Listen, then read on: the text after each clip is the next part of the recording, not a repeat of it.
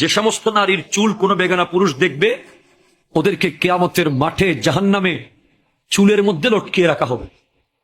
2, যে সমস্ত নারী স্বামীর সাথে তর্ক করে কথায় কথায় বাকবিতান্ডে জড়িয়ে যায়, কথায় কথায় জবাব দেয়, স্বামীর মনে আঘাত দেয়, তাদের জিহ্বার মধ্যে লটকিয়ে রাখা হবে। জানিয়ে দেবেন আপনার ওয়াইফকে। আপনারা চা তো আসতেছি একটু পরে, শুধু মেয়েদের কথা বলে চলে যাওয়ার লোক আমি না, আপনারাও আছেন সামনে। যে সমস্ত নারী পরকীয়া সম্পর্কে লিপ্ত এবং বিয়ের আগে বিবাহ বহির্ভূত প্রেমে লিপ্ত, এ সমস্ত নারীদের বুকের দুধের স্তরের মধ্যে প্যারাক মেরে লটকিয়ে রাখা হবে জাহান্নামে। নাউজুবিল্লাহ। 4, যে সমস্ত নারী উপকার করে খোঁটা দেয়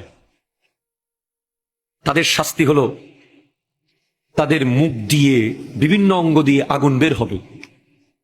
5, যে সমস্ত নারী ভালোভাবে পবিত্র হয় না, নামাজ নিয়ে হেও করে, ঠাট্টা করে, ওদের মাথা হবে কুকুরের মতো, গা হয়ে যাবে গাধার মতো।